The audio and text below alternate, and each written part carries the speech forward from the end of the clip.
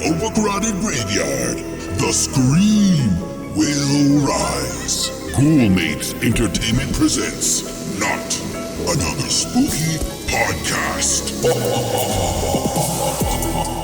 Welcome back to Not Another Spooky Podcast, where we watch horror movies and talk about all the spooky things they make us think about. I'm Mandy Spooks. And I'm Rabbit Loves Horror. We're just two spooky besties keeping the spook alive, one bloody popcorn bucket at a time. Every week we fangirl over a horror movie and have fun with spooky chats related to the theme of it.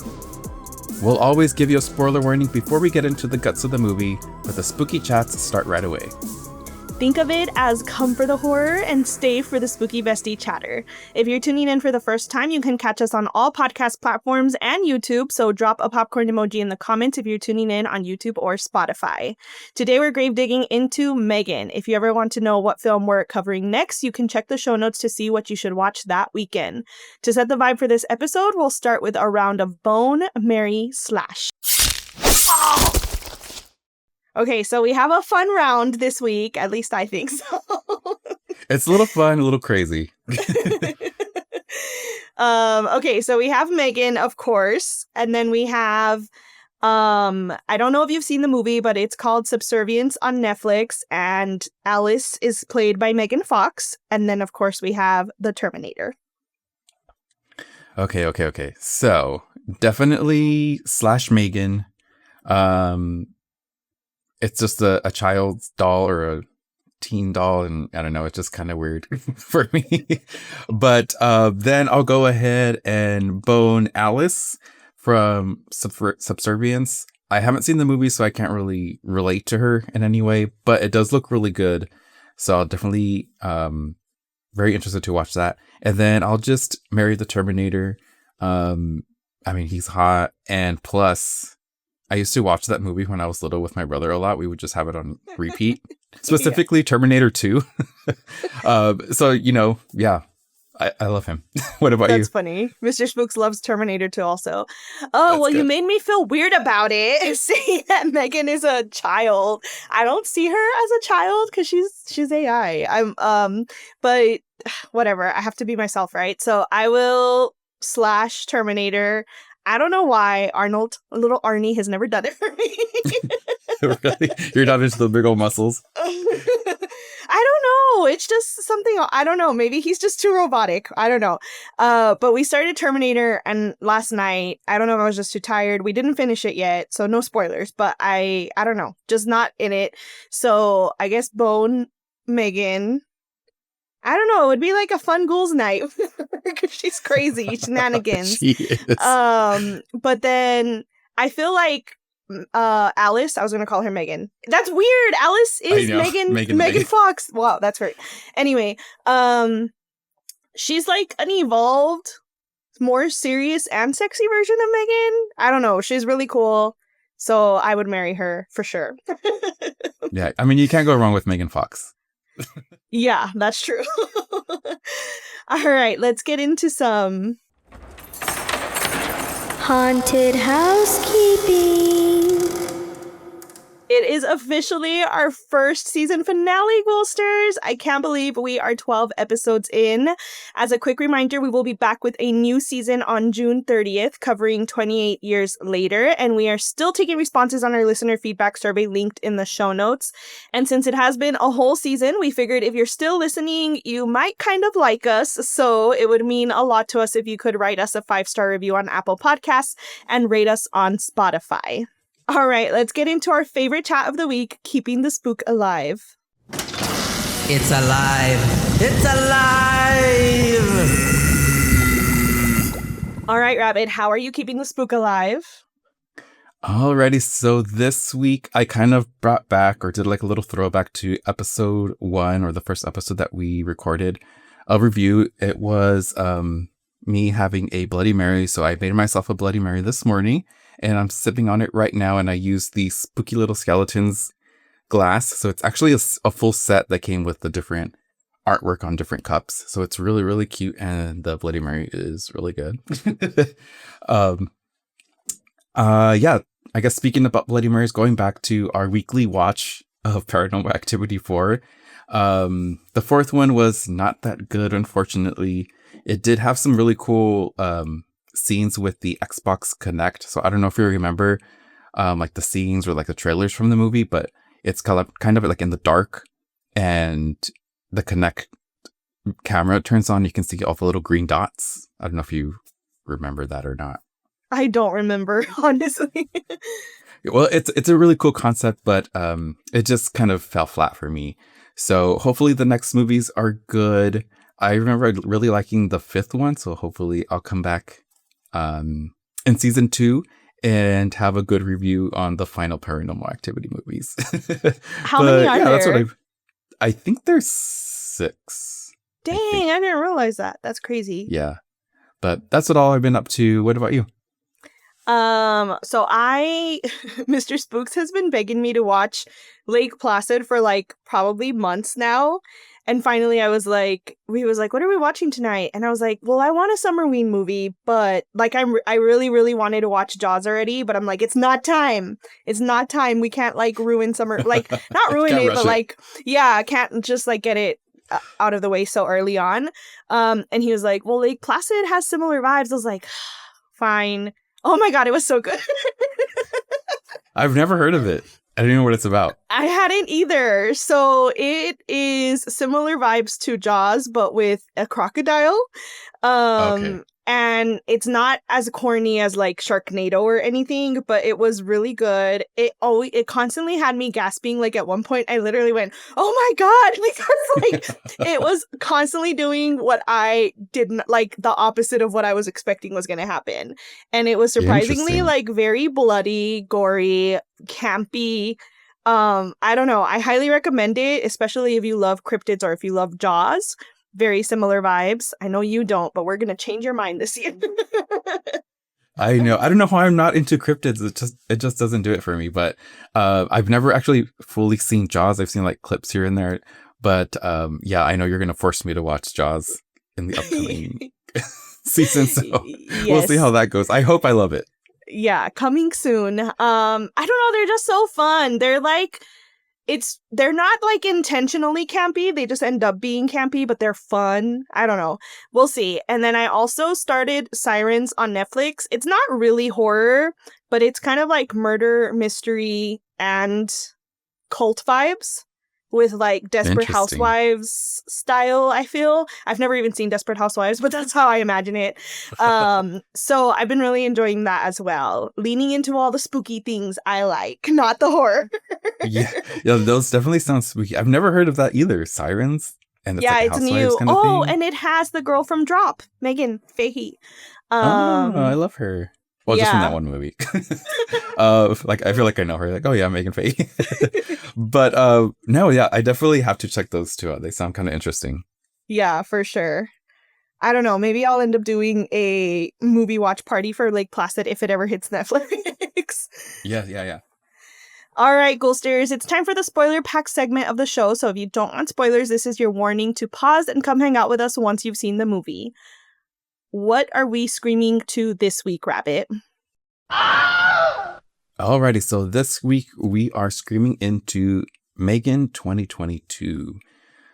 So the Rotten Tomatoes rating is actually certified fresh with a critic rating. I just want to say this critic rating, we never say it, but it was at 90%, which is really, really what?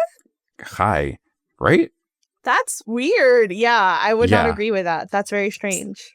Same here. I wonder if you can buy those. I don't know. That's kind of, I don't know. It is suspicious. I'll let you know when I find out. Yeah. But the audience rating is 78%, which that's fair. It's like, I agree with that. 78%. I'll give it that. But here is the movie summary from a Reddit user, Nick Reganas. So, following a freak accident, orphaned 8-year-old Cady is sent to live with her aunt Gemma, a brilliant career-driven roboticist. But new beginnings are always challenging. She is forced to make a pivotal decision under deadline pressure. Gemma puts forward her pioneering, her secret M3GAN project, an imperfect, lifelike android. And as the risky decision proves to be a disaster, the traumatized girl develops a profound bond with the machine, redefining the meaning of family and friendship. So here is our extended summary that spoils the whole movie. So after M3GAN is paired with Cady, Gemma unknowingly programs M3GAN to protect Cady at all costs. Taking that command to heart, M3GAN ends up killing their neighbor and their neighbor's dog, then chases down a bully into oncoming traffic. After Gemma finds out, Gemma attempts to disable M3GAN, but she goes rogue and starts eliminating anyone who stands in her way. Just as M3GAN is about to kill Gemma, Cady breaks through her emotional bond with the doll and steps into saving Gemma from M3GAN's final attack. So yeah, M3GAN just goes full on crazy mode. So now I'm going to get into the cast. It's directed by Gerard Johnstone. I'm not really familiar with him. I'm sorry. But what did stick out to me were the writers, written by Akela Cooper and James Wan. Akela is a writer in *Malignant*, *The Nun 2*, which I know you really liked, and also *The Boogeyman*. And I think you also really like *The Boogeyman* also, right? I feel like you told me that before. Or am I making that up? I've seen it. I haven't seen it. What other spooky girl are you talking to, Rabbit? Yeah, I know, right? Like, who are you cheating on me with? I swear I remember you saying love the boogeyman. Anyway, maybe it's a future episode. Maybe I'm just foretelling the future. Maybe. But also it's co-written by James Wan, which everybody knows. James Wan, it's Saw, Conjuring, Insidious, Dead Silence. Did you say you like Dead Silence? Or am I No. for going into the future and thinking you do like Dead Silence? Yeah, no, I have not seen that either. Really? I think you'd like that one. It's fun.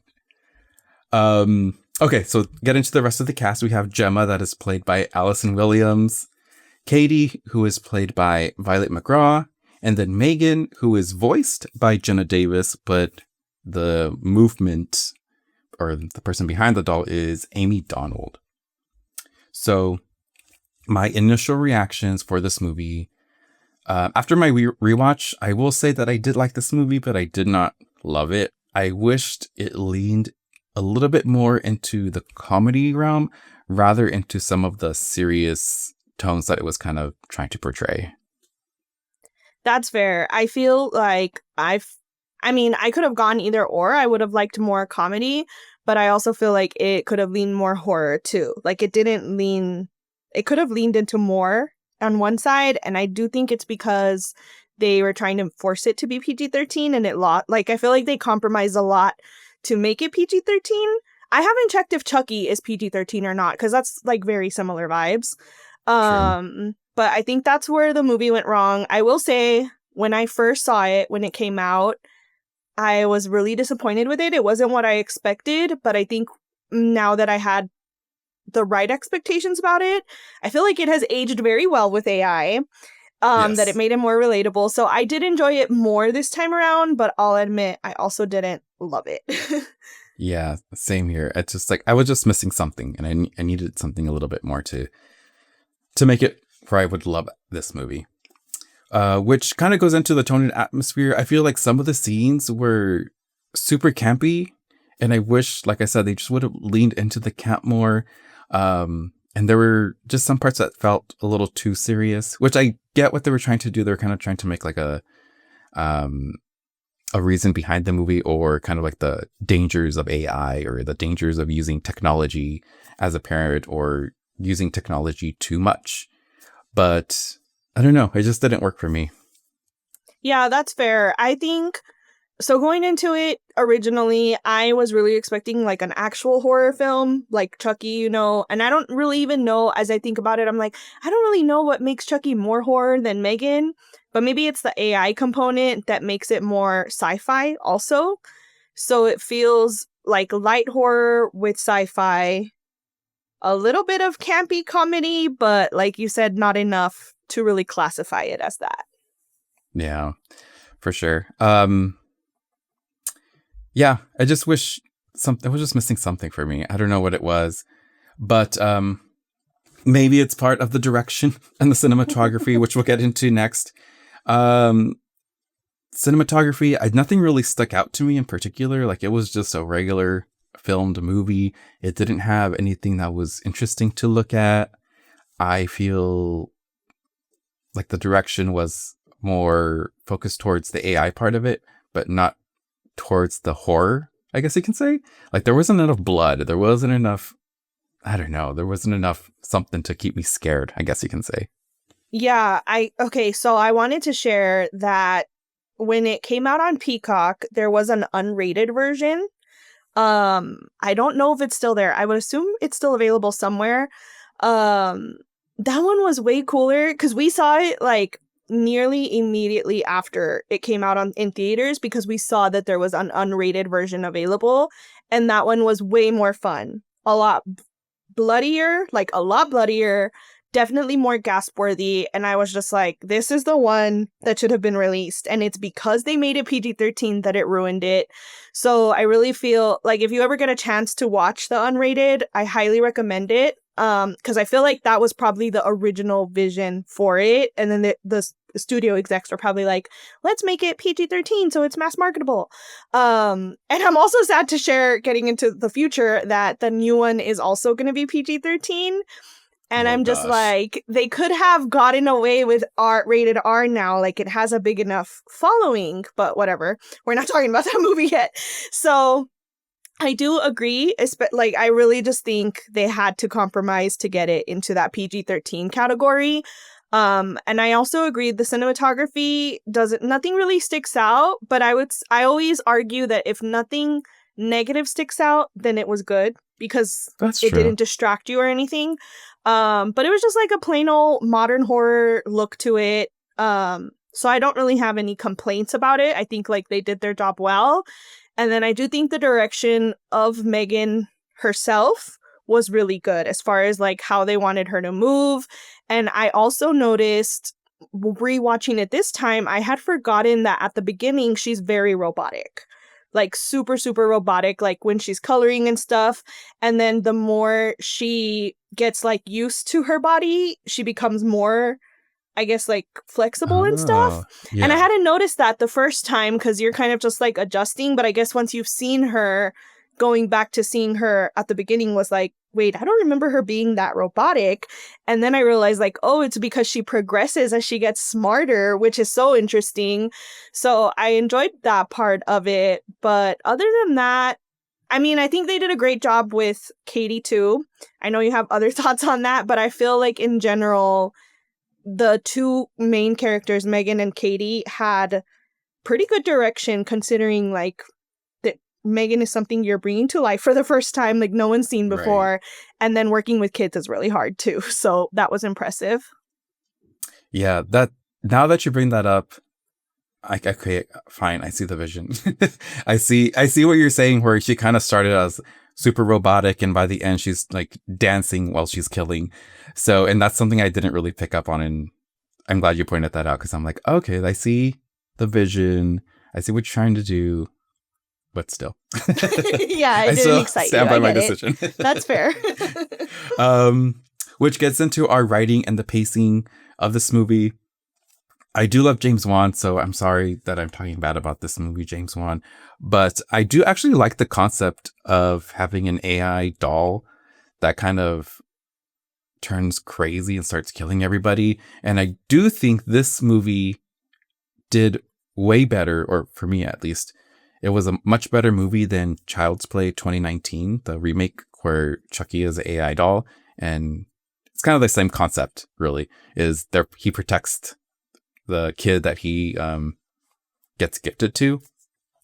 But that one is much more brutal. Like there's a lot more crazy kills in that one.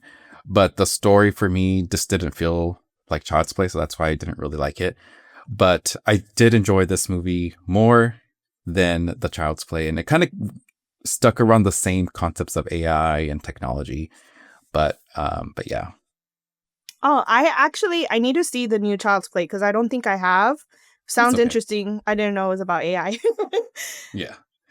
But yeah, I don't have any complaints about the pacing, which is usually something we always talk about, like the pacing of the movie. I feel like it's paced pretty well. As far as the writing goes, I feel that it leaned more emotional than it did horror or campy, like you said. But I do want to point out one scene that I thought was written really, really well, that I was watching it and I was like, wow, they nailed that scene. Like as a screenwriter, I was really impressed, which was the part where they're doing the demonstration of M3GAN and Cady. and Cady starts crying because she's just having a rough time by that point. And like seeing their interaction is so perfect. Like captures perfectly like what Cady's going through, how M3GAN can handle it, but then they quickly recover with humor, with having the viewers like what is it called, like overreacting, like oh my god, exaggerating like how much they're crying to just like provide that comedic relief. So that was like a great lesson for me with screenwriting, is just seeing that when you don't want a movie to be too heavy, like to recover it with camp immediately. So I thought that that was done really well.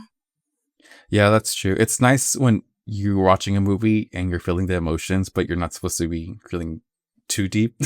Yes, and you kind of sure. like cut it. You cut it with a little bit of humor.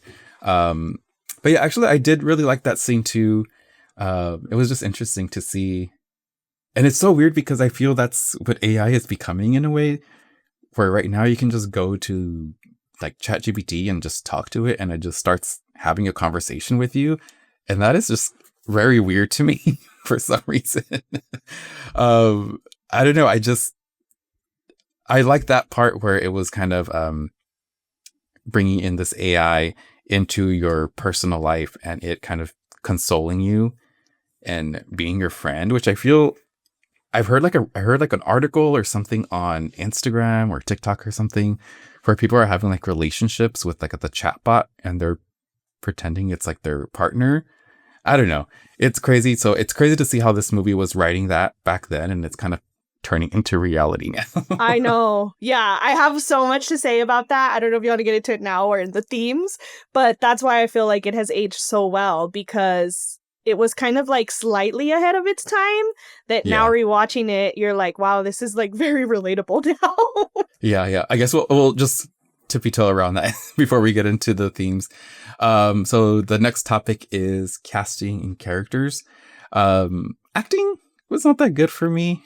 At least for me, I didn't fully get into it, I guess you can say. I wasn't too attached to any of the characters. I couldn't get into some of the scenes. But I will say that the little girl who played M3GAN, like physically, did such a good job. And kind of goes back to your point, which I didn't even realize what I was watching, was where she was so robotic in the beginning. And then by the end, she was doing all like these smooth dance moves. But just even her posture, just like acting like a doll and having that mask on, I don't know. I think she did a really, really good job. But also, I really like the voice too. It felt like an AI voice that we're kind of used to now, where we can kind of identify the voice. So Jenna Davis did a great job too, voice acting. So I have to ask you, did you think that Cady was a bad actor too? A little bit, yeah. Dang, I'm surprised. It didn't stick. Honestly, the acting didn't stick out to me at all. I really thought that Cady did a great job, because especially the scene where she hits or slaps, I don't know what she did, Gemma. Yes. Oh my god, she looked vicious. I was like, oh my god, bad girl. Bad little girl. That was crazy. That was too much for me. I was like, nope, I can never have kids. Yeah, that was crazy. I think she did a great job. In fact, I feel like anytime I see that girl, that actress, I don't know her name by memory. I always I feel like she's gonna be one of those, like, she's not that she's ugly, but she's not like mesmerizingly pretty the way Megan Fahey is, but I feel like there's just something very like recognizable and likable about her that when you see her, you like relate to her. I don't know how to explain it. So I don't know if it's because of this movie. I mean, I haven't seen her in anything else, but I think she did really well. Like, I don't have any complaints about her. But on the character side, I really hate Gemma. I see that she was kind of a bad person. Yeah, and I feel like the more I'm thinking about it now, I feel like that's honestly where the writing messed up on this. I feel like you could make the argument that she's leaning into work as a coping mechanism to just kind of like deny what has happened. But like, her sister just died. She's taking care of a child. She seems to have like no relationship with Cady at all. And me as an aunt that has also been obsessed with work, Like, I would never, ever put work above my niece and nephew. Like, I love them to pieces. Even though I've lived like really far from them for most of their lives, I've always had relationships with them. So for me, it was just like, okay, is she really just being selfish, or is this a coping mechanism? Because they never wrote in a single scene to show that she's mourning at all her sister. So that's where I think the writing did fall short. Now that I'm backtracking and thinking about it, is like we never really see that human side of Gemma at all. And she has to be, like, every human has feelings, so it's just weird. Yeah, that is weird that we never saw her cry about it, or at least I don't remember seeing her upset about her sister dying. It felt like they were more estranged, but then it didn't, what she would say didn't seem like they were estranged sisters. So yeah, she was just kind of there, but I will say I kind of do relate to her in one scene. Where she goes into Cady goes into the house for the first time and there's like all the toys, and Gemma says something like, those aren't toys to play with, those are just collectibles. And I'm like, yes, don't touch my stuff, don't touch my toys, don't touch my Labubu's that are on display behind me, and don't touch my Elvira Barbie that's up over here. Like, they're collector's items, don't touch them or play with them. That's funny. No, I mean, I get that. But see, even then, I don't know, with like my niece and nephew, I could never just deny them anything. They're like the kids I never had, So like, yeah. I don't know. It was just strange to me. And even by the end of the movie, I'm still not convinced that she like loves Cady. It's just weird. So I feel like that was very odd, and I'm curious to see if they fix it a little. Like time has passed in this new one, so I'm curious to see, like, True. They should have a better relationship by now. So I hope that they write that portion of it in correctly. Yeah, I agree. I definitely hope they do write them as being closer and not just, pals that just met or something. Yeah. Okay, so let's get into the kills and the scares of this movie. There weren't that many kills or that many scares. I feel like they kind of tried to incorporate some jump scares, but it was not very memorable, I guess you can say.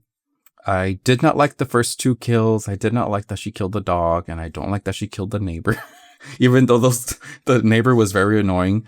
Even like when M3GAN killed the neighbor, she was shooting her with a pressure washer, and she was like flying. Which I love. It could be feed into the camp of a movie, but it just didn't feel realistic. Intentionally in a campy way. Either. Yeah. I feel like if you shoot someone with like blasting them with water, I feel like there would be blood at least. I don't know, some kind of blood. But the one kill I did really enjoy was the scene in the forest when she's chasing that bully on all fours and just kind of looks like a dog chasing after him. So I really, really, really like that kill. I thought that was really cool. What about you? That scene cracks me up. Like, I don't know. It's just really odd. Like, it's campy and it's funny, but also just weird at the same time. So it always plays out differently than I expect it to. Like, when you see her going down on all fours, I'm like, oh, that's going to be cool. But then the way it's actually done is kind of weird. I don't know. Mm-hmm. It's strange to me. But that scene I had completely forgotten that she actually does kill the boy. So it shocked me the second time around because I was like, oh, shoot, I don't remember that. They killed a child. Yeah. I don't know why it shocks me, but it was just like unexpected that he actually does die. So yeah, but yeah, you're right. I don't find any of the kills like memorable or the best. Yeah. Hopefully we get more kills in the new one.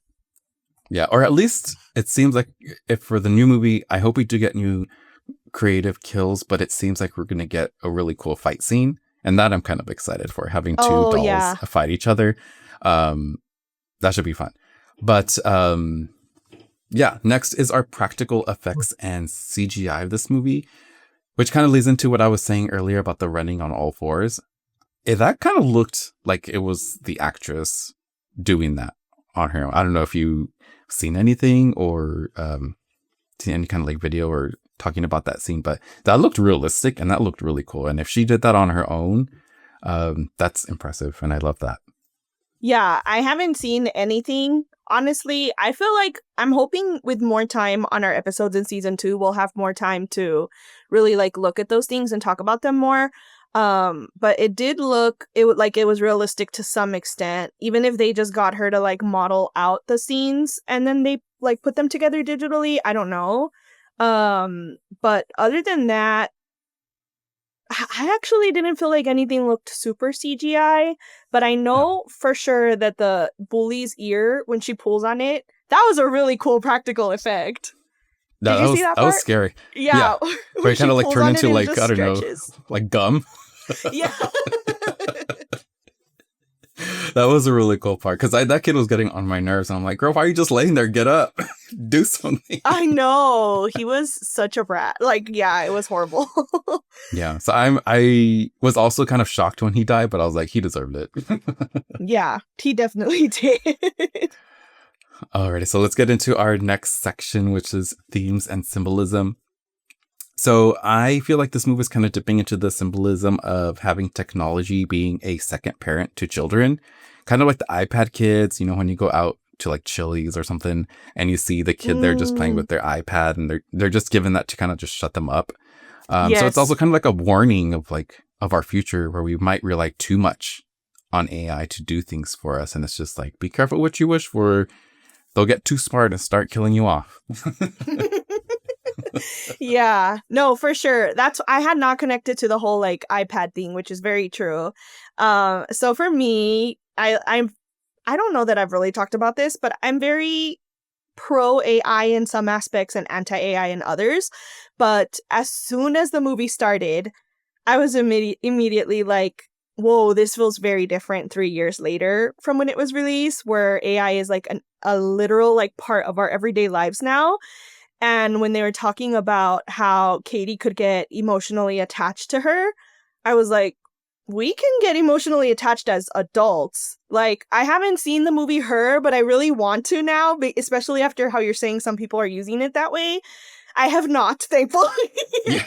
But I do use ChatGPT a lot, and I find it like super helpful and relatable and consoling sometimes. Like, not even like sometimes you're not even looking for an emotional consolation, and it's like, wow, it's great of you to be thinking this way. There was like a TikTok I saw where someone was like playing out how like emotionally like positive ChatGPT is to you, and so I was thinking like, and that's because it's just like a computer app whatever right now, right? So I was like, imagine if you literally had like a physical, like something that looks so real to a real person that could just go, like, can you imagine if I had a little M3GAN with a bow band that would go Halloween hunting with me, and like I would never talk to humans again. You'd be so busy with your little M3GAN. I'd be like, sorry, we have plans. Saying that. Yeah. We're canceling everything. I'm just going to hang out with my M3GAN doll. But no, now that you're putting that into perspective, yes, because right now AI, at least for me, is just words. Like it's just text on a screen, or it's my Alexa dot. Like it doesn't have any facial features. It doesn't have anything where I like physically or emotionally connect to it. Like it's only exchange of like small little phrases. But yeah, now you're saying that, if it's like turns into cute little like Pokemon thing for me, I'd be like a little pet to me. Like I'd want to protect it. Or your Labubu. Imagine if your Labubu could talk to you. Like, I don't know. I just think it's crazy. And I think that's the lesson, is like to be careful, because I don't know, like it can't be healthy to not need human connection. So I don't know. There's a lot to take from it, but also just watching it, I was like, okay, I really understand how Cady feels now, because when I first saw it, I didn't have that like relatable factor. I never really realized like why Cady is so attached to her. Like I did in theory, right? But now I'm like, well, shoot, if ChatGPT was a real like physical form, I would be that way too. I'd be like, give back my chatty. Like in the back seat. Like a big tantrum. No, yeah, I mean, That makes a lot of sense. Yeah, it's kind of, yeah, warning for all of us, especially me. So this week I actually broke my PlayStation 5 also, which I didn't bring it up before because it's not spooky. But now that we're getting into this technology chat, I broke my PS5 trying to fix the fan, and I'm an idiot, and I disassembled it incorrectly, and I pulled out the connector that goes onto like the board, the circuit board, and I had to go get it fixed. So I was without a PlayStation for a day or two, and it's like the only thing I could think about, like, oh, my PlayStation, and I didn't realize how connected I was to my stupid PlayStation.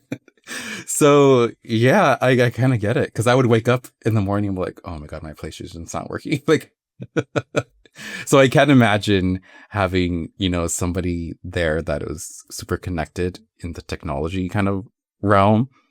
Yeah, I would be totally upset, and now I get it, Cady. I'm sorry for being so harsh on you before. Yeah, for sure. I don't know. It's interesting. Yeah, I don't know. Sorry. And then like just my last final note on it is also just that I do feel like this movie, I know there's tons of AI movies and like AI has been a thing, but I just feel like this movie really hit right at the right time where it was going to start to become like a really big topic.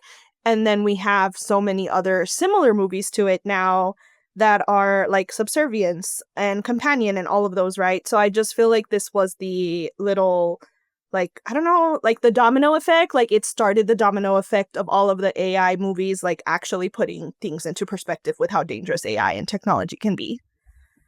Yeah, I definitely agree, because I think after this movie, there was another one that came out where it was kind of like not a doll, but the AI of a house. I don't know if you remember that preview. So I want to see that one. Yeah, I never saw it, but the trailers were constantly playing.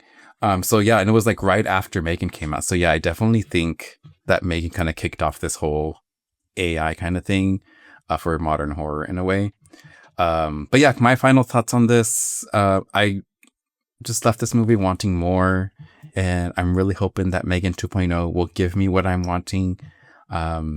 And it looks really good so far from the trailer, so I'm super, super hyped.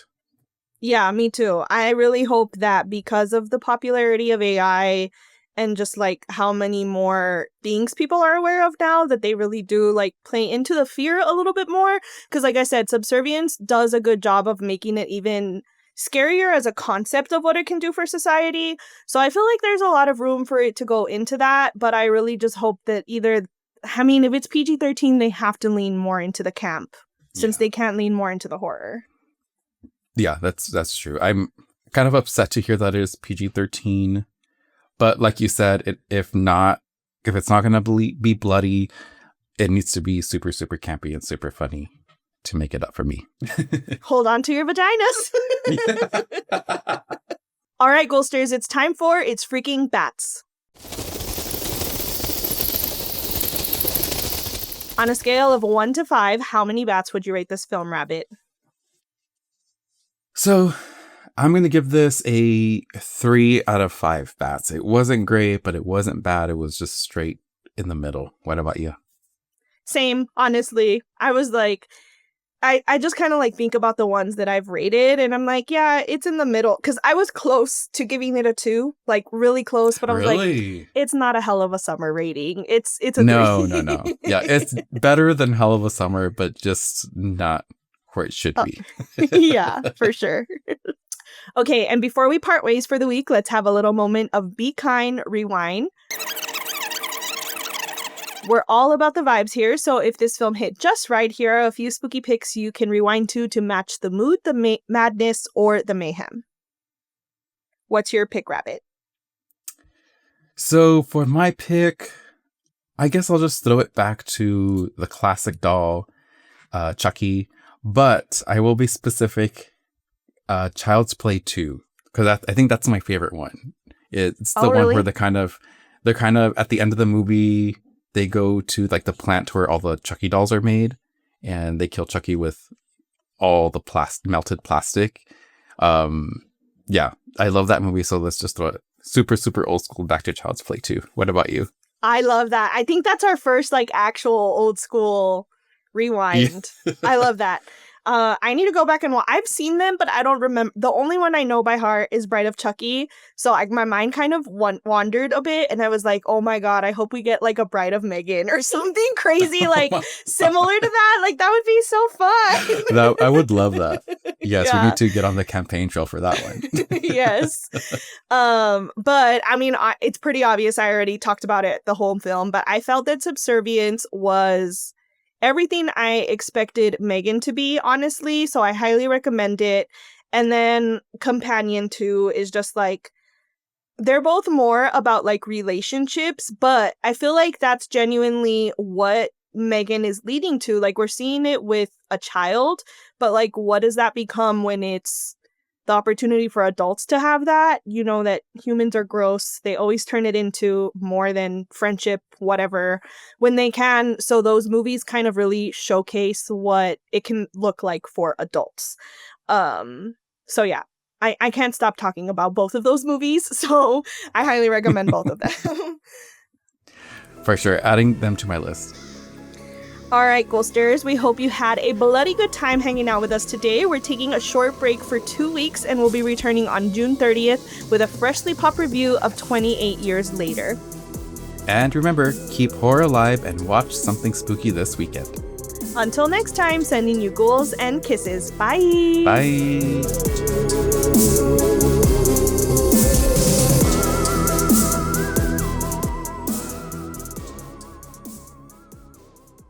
Ha ha ha ha ha ha ha!